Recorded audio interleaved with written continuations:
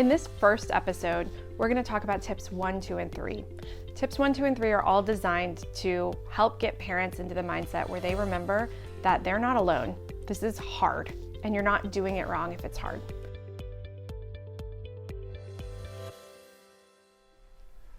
Welcome to our first episode of Raising Resilience, 25 Tips for Parenting Your Child with Anxiety and OCD. I'm Dr. Josh Spitalnick. I'm the practice owner of Anxiety Specialists of Atlanta. I'm a licensed psychologist, board certified in cognitive behavioral therapy, and I have with me my colleague Marti Munford, licensed professional counselor, and my awesome co-author to this resource guide. Marti, in this first episode, what are we doing? So we're going to talk about our first 3 tips. And Josh and I spent a lot of time not just figuring out what are the things we want parents to know, but in what order. And so one of the first things that Josh and I both tell parents when we meet new families is that you are not the problem, but you're going to be a huge part of the solution. So working with families is a big part of treating kids. When parents come to us in therapy, I know they often come in saying, like, what have I done? Did I mess up my kid? Is this fixable? And those are understandable questions. We've thought the same thing in our own families about when we've messed up in those parent moments. And those are teaching opportunities. Mm-hmm. It's a chance for you to learn what you did that you can do different. It's a chance to show yourself some compassion and your partner compassion. It's a chance to show your kid, hey, listen, mom and dad messed up and we can try it a different way. That's what being part of the solution is all about. Mm-hmm. So it's really important that you can recognize how strong your influence really is. You are not the problem. Just you being here shows that you're trying to figure things out. You're trying to change the patterns in your home that are leading to stress. And so I want to encourage you that even if things feel off, even if things feel like you're pushing, you are a huge opportunity here to help your kid get better. The proof is in the pudding. The fact that you're here watching this video tells us as therapists and as parents who are in those tough moments as well, that you're looking to be part of the solution. And often we find parents trying to find resources, trying to find that therapist, and really struggling. And so we're hoping that this set of videos, this first tip and the next 2 tips we're going to talk about are really reinforcing the notion that anything that you can do to learn new ways to care for, love on, and parent your child with anxiety or OCD proves you're part of the solution, mom and dad. Don't forget that.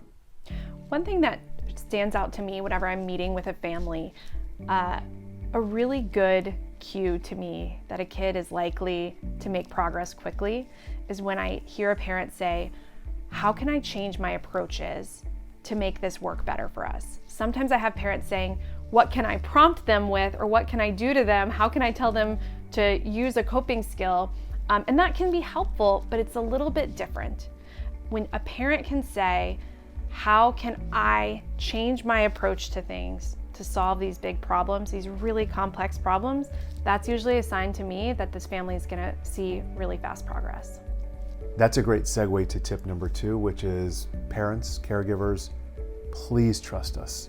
You're not alone. This document is proof of that. This video series is proof of that.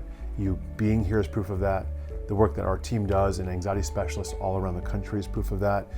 You're not alone. Mm-hmm. And what does that really mean for you, mom and dad? Let's discuss that. So actually, I think this is huge. And a lot of what we do here at our clinic is we've started to run more and more groups for parents, because parents, more than they even need a professional like us to tell them, hey, change this, do this, they need another parent to nod along with them when they're telling a story about their kid throwing food across the kitchen because they were angry, or a kid being so anxious that they're having trouble going to school.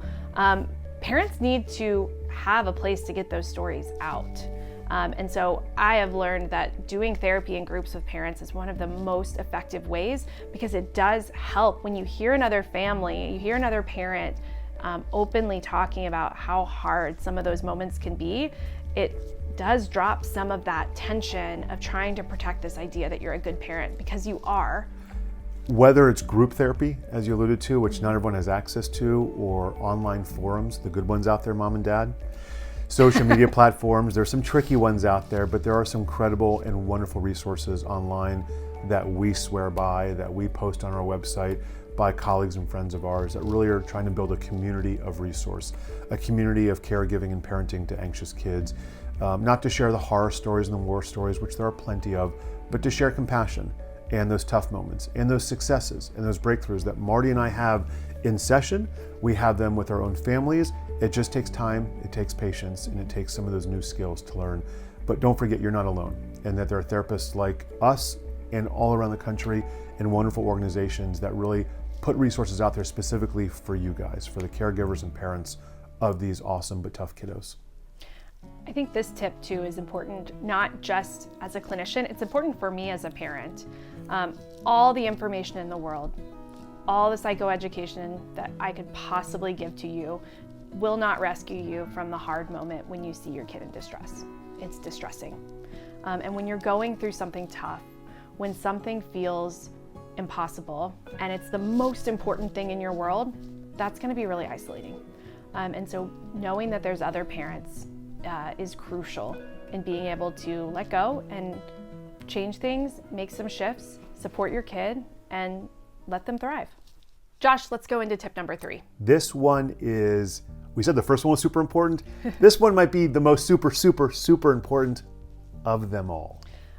This one is important to me again as a clinician and as a parent, and it's that it is okay to not be okay. What?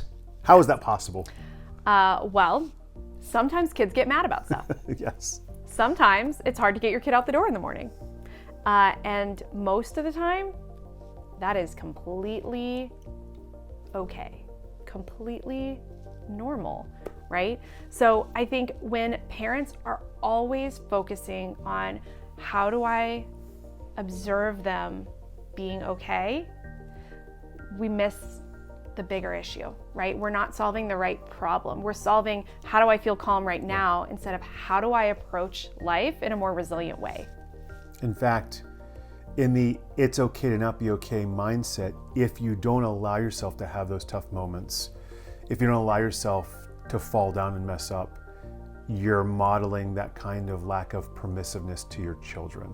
And as we're trying to find new ways to parent our kids, especially the ones that have rigid rules, the ones that get nervous, the ones that need things to be a certain way, which is quite common in kids that are anxious and have OCD, having some wiggle room to mess up, having some allowance to not have a good day, actually, not only is that normal, it's healthy. Mm-hmm. And so if you can model those moments to your kid that I'm struggling and I need to take a little mommy or daddy break, you're teaching your kid it's okay to struggle and you can do something about it.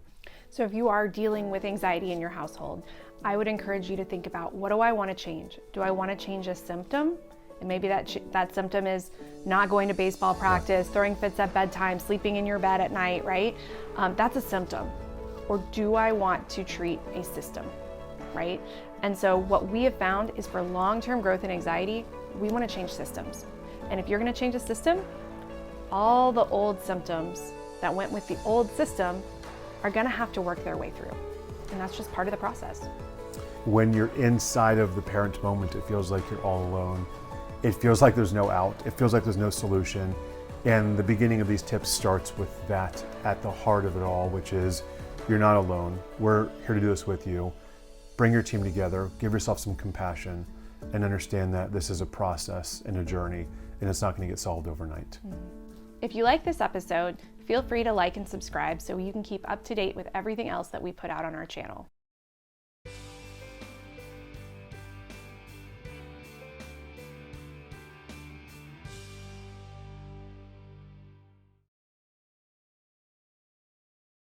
So starting with tip number 1, I think one of the most important things that we tell parents, and that was terrible, and we're going to just start that one over. In 3, 2... Should I say video or episode? I think episode makes more sense. Video sounds cool. like we're Episode's both cool. From the 80s. Okay. To shift and change and make really, really great... It's okay. We're going to cut there. So tip number 3 is like my personal... Oh, touch my microphone. Hold on. Okay.